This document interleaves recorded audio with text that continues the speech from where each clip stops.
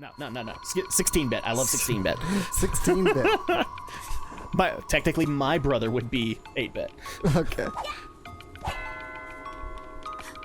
See, and what's sad is, like, my brother's gonna get Diablo 3 on console. He's already decided on it. Okay. And already at that point, he has two Switches. One for his family, one for him. That was his Christmas present last year. Because the kids spent way too... Like, he has 3 girls, all within 2 years of each other. And all of them play the Switch so much that he couldn't play it.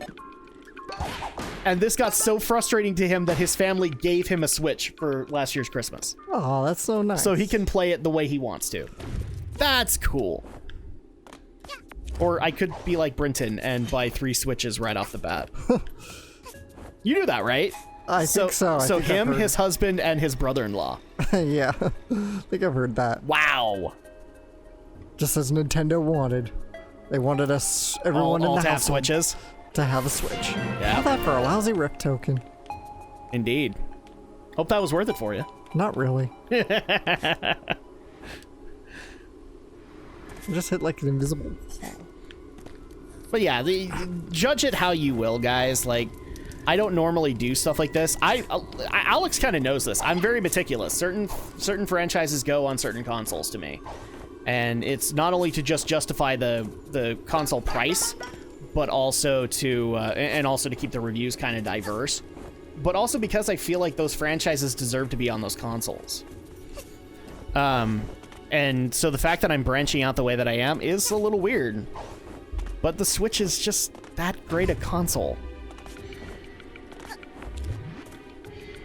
And somebody's gonna bring up, but Drak, you can't get modern games like Assassin's Creed on it. I don't need Assassin's Creed on it. I don't. Yeah, I don't either. I have tons of games right now. Like, let's just say for the sake of argument, I get Diablo on Switch. I have literally hours of entertainment right there. I have a game that technically doesn't finish, that I can constantly continue to improve, and stuff gets added to it all the time.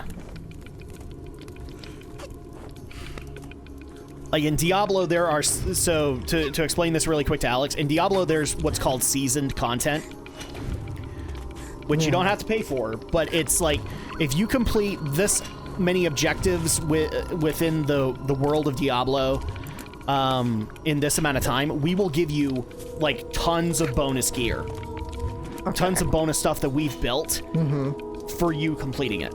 And they do, like, the current season right now in Diablo is season 15. So they've done this 14 other times, and people still come back for more. How do I put this in understanding for Alex? I don't need to, because he already has games that do this. Yeah. Hat in Time does this, where they you know, you have modders constantly adding stuff to the game. You have Gears for Breakfast doing DLC for it. I'm trying to think of another game that you're playing a lot right now. You haven't been spamming me on Steam, so it's just like, I'm trying to think of a game like Neptunia. Doesn't Neptunia still get stuff for it, or is it Solid? I think it's Solid, but there's a ton of sequels I could go into. Yeah. I'm playing Planet Coaster a lot right now. So Planet Coaster is probably something that gets added content every now and then. Yeah, a lot of modders on that one too. Like modders, the developers might even come out and add something to it. But that's the difference here, is like, just in Diablo alone, I have hours upon hours upon hours of content there. And and let me just point out, like, a while back I mentioned that one of my favorite growing genres in gaming right now is Metroidvania. Do you realize how many Metroidvania games are on Switch right now that are good? A lot? A lot of them. No, not one of these stupid things! A lot of them. Like, just this year alone, I don't have the reviews out yet, but I have lots of really good Metroidvania reviews that are coming very soon to the channel. Sorry, the game was talking. I didn't want to interrupt it, but like, and you like Metroidvanias too, and some of these games I'd recommend to you For crying out loud, like, one of the games I'll recommend right here and now is You Like Hat in Time, and I think you've said you've played a little bit of you played Shantae, but have you played Mummy Demastered? I can't remember. No, I've not played it. So there's another game that is on Switch right now called Hollow Knight. I'd recommend that to you. Okay. Aptly enough, the very game that got Philip Mewson on the map, Dead Cells, I'd recommend that to you. No problem recommending that to you. And I haven't even reviewed Dead Cells yet. Dun, dun, dun. Did we kill them all? Yes. Yes, we did. We did. I'm trying to find the next time rift. It's around here somewhere. You're trying to find the next time rift? Yeah. What you're saying? Okay. This forest is surprisingly big. Yeah. Especially It's a collectathon world. Yeah. Especially once you take out all the foxes. Oh, speaking of collectathons, this is something we also need to address. People are concerned, or people have addressed their concern that because you apparently didn't like ukulele that much, that you don't want to do a Let's Play of it. And we promised way back when we'd do one. I'll do a Let's Play of it. I don't think it's horrible. Yeah. I'd even opt to help play it because even I have had fun like unlocking stuff for it. It's coming. I don't know when. We'll figure that out. But no, the ukulele, because of how we feel about it, hasn't been removed. Yeah, I think we'll still do it. I think it's still worth it because, you know, Platonic still did a good job with it. Yes. I would actually say the Switch version is probably a little bit more refined than the PS4 version, as far as, like, features, but that's me. And it's to be expected. The Switch came out later. Yeah. So they were able to iron out their bugs.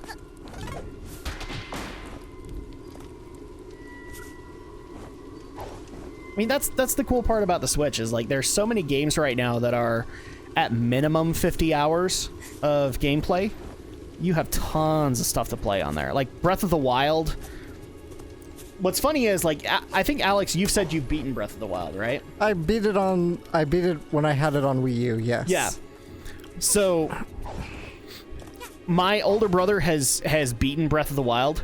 My sister bought a Switch for Breath of the Wild. She still hasn't beaten it. Yeah. Why? There's so much to do and so much to see. Actually, what's funny is she got into cooking on it. Oh, yeah. And so that's what she does to relax. So she loves to play. And she goes out to, like, the jungle regions and gets all the really good food and then just goes and cooks. Oh, that's awesome. That's what she wants to do. So to me, like, Breath of the Wild is MMO and standard at this point. If you can find if you can find mundane stuff to do that keeps you entertained in the game, or stuff that I find mundane, then, I mean, that's hours of entertainment and your $300 well spent. Yeah. A fun trick for Breath of the Wild. If you cook during a blood moon, it actually enhances the effects of whatever the food you're cooking. We just barely learned this because this, believe it or not, there are still factoids about Breath of the Wild I'm learning. And I'm glad that people are loving it. I still have a love-hate relationship with Breath of the Wild, but for the reasons I've kind of already stated. Yeah. But, like, Breath of the Wild has hours of content. Mario Odyssey has tons of content. It's probably, like, the biggest collectathon aside from Donkey Kong 64. Like, I think the last time I got told a solid amount of power moons that you can get in Super Mario Odyssey is like 700? 700 power moons. Wow. In that game. And then I've even heard rumors that there's like up to 1,000 in there. That's a lot of stuff to go collect. And that's a lot of time.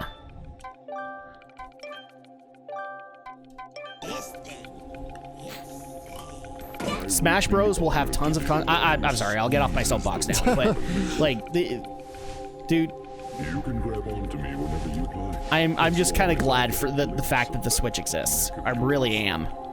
Yeah, I'm liking my Because Switch. a console that can be a handheld is such a great thing.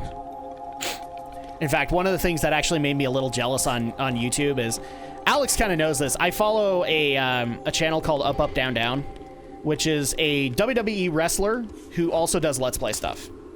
Yes. And he's actually pretty good at it. Oh, cool. Well, it just so happens like one of the biggest perks of his channel is he will bring on other WWE wrestlers that people love and have them play games. So, for example, he brought on Sasha Banks, who is probably one of the more popular women's wrestlers right now. And they played like an emulated Japanese Sailor Moon beat 'em up because Sasha Banks is a big fan of Sailor Moon. That's awesome. So they do stuff like this, and it's all like planned around the superstar. And he just recently, when the Switch came out, he worked out a deal with, I can't remember the name of the company, but it was a company that literally made the Switch dock, but they added a projector into it. Oh, cool. And it has its own power source and additional HDMI ports. So to people who aren't understanding like how awesome that is, pro wrestlers are on the road a good portion of their career. Like, they are literally traveling from hotel to hotel to entertain people. And this guy now has a way to be able to play his PS4, his Switch, his Xbox One, not on a TV in the hotel room. He doesn't have to worry about that anymore. He plays it on the wall!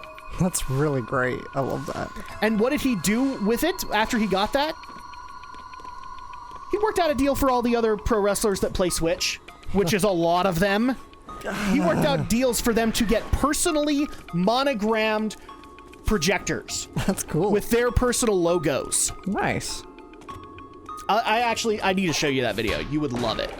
Well, it's 6 o'clock, so I guess. Yeah. So unfortunately, we do actually need to call a break here because I have other things going on today. Wow. We at least got Snatcher done. Yeah, but I barely got any playtime. I know. Okay. But hey, look on the bright side. Like, now that we're officially kind of back on a regular schedule, we can do this a lot more often. Day 19. This guy, I do his dumb jobs, then he tries to double-cross me? I beat him up, and now he just wants me to go away. But he also, like, can't make me, so whatever. Oh, Hat Kid. The true lesson of this is that Hat Kid is in fact the real villain of A Hat in Time. She truly is. Welcome back to A Hat in Time, everybody. So I find it funny that Alex is kind of in season. Like, we're getting ready for the holidays, and he's decided to put Hat Kid in her Santa hat, or at least the closest thing to a Santa hat for her. Actually, I just realized I was gonna go look for the last time rift last time, but I actually haven't unlocked it yet. Nope. You have not. I have to complete my last relic. Yay! So let's go ahead and go do that. And how do we do that, Alex? Well, it's coming quite down simple. here. My dear Drak. Put in some UFO, some cow, another cow, one more cow. Notice how the cow was wearing tinfoil? Are you telling me, Alex, there's a secret cow level? No. This isn't Blizzard. No, but there is a secret seal level. You identified a relic from the strange planet. You have heard that from Blizzard, right?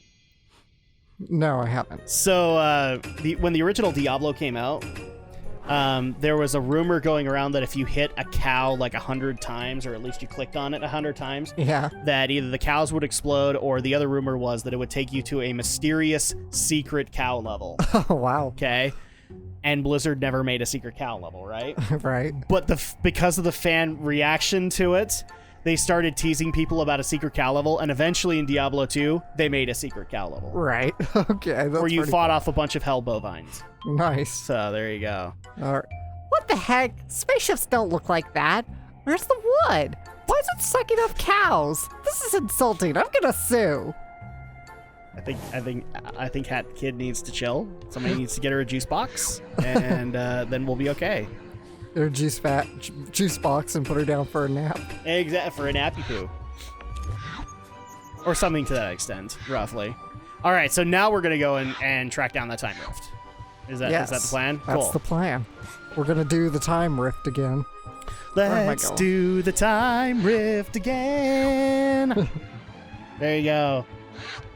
So I hope everybody's having a good day. I'm just going to go ahead and warn people in advance. I might be a cynical bastard this time around because you caught me like right in the middle of BlizzCon coverage. And if you haven't seen it on YouTube already, Blizzard's kind of getting roasted. Oh, roasted Blizzard.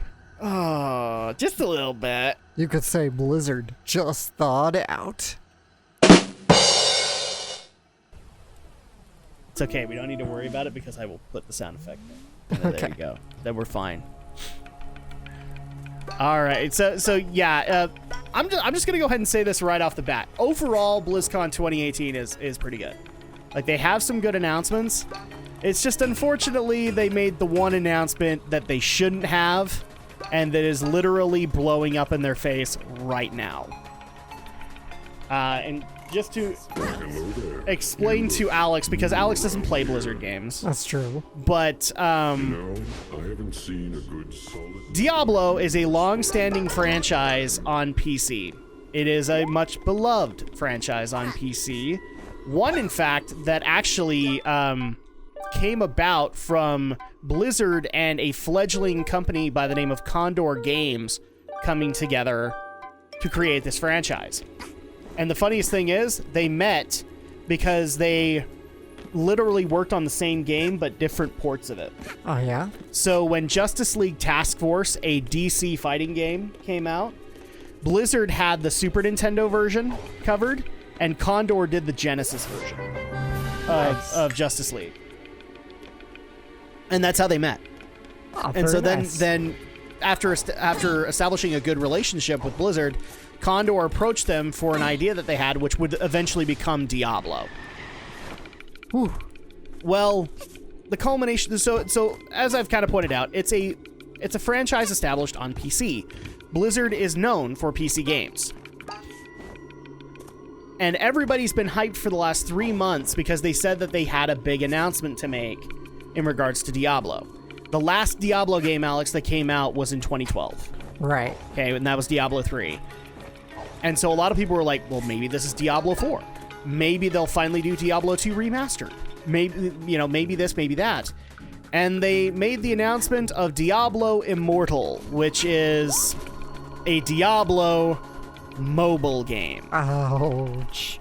That sucks so hard.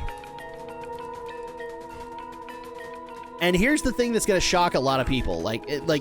There was a torrent of hatred. To this day, or at least today, there is still a torrent of hatred. When they announced that, I played devil's advocate. I said, okay, I am at least interested in what you're trying to do with this game, but please tell me that it's coming to PC, because I've played enough mobile games to know that there's no way that the control scheme is going to be working by the time this game comes out. Kind Right. of thing. And no. It is straight mobile. It's not even for consoles. That is such a bummer. Yeah, and then Blizzard is sitting here kind of flabbergasted right now as to why they are getting people roasting them in their Q&A. In fact, I'm almost kind of sad because I've got stuff going on the rest of today that I can't actually watch the Diablo Q&A that is going to be a shit show. Because I'm going to be busy doing other things. And I almost want to watch that just to see how they respond to it. I already know that they've literally relabeled the panel. It's no longer a Q&A, it's a lore panel. So I'm actually wondering if they're not even taking questions anymore. You better believe they're not. They're probably not. Fuck. And some people might ask the question, but Drak, what's the problem with the mobile game? I mean, a lot of great franchises have made it over. That doesn't mean the games are good. No, it really doesn't. And frankly, I'm gonna say some things that are gonna piss a few people off. Can you really? I'm literally bordering on whether or not augmented reality games are in entirety games. At least in the concept of like where they get the not the stigma, but the pedigree that they have amazing gameplay to them. Because when you look at Pokemon Go, the gameplay is minimal at best. Yeah. Okay? If at most, Pokemon Go is just a means to encourage people to go out and walk. Yeah. To go and find Pokemon. And to chat and socialize with other people. Exactly. So at that point, to say that it has riveting gameplay is kind of a stretch. Like, if I have to go to that assessment, it's not rocket science, okay? I can think of way less simple games for them, and that's kind of my issue with it. And Pokemon Go is kind of a bad example. I would actually cite that the Harry Potter and Ghostbusters augmented reality games we're going to get are even less of a gameplay experience than Pokemon Go. Because at least with Pokemon Go, you're managing all the Pokemon that you get. Yep. And you have these options like Pokemon Let's Go happening.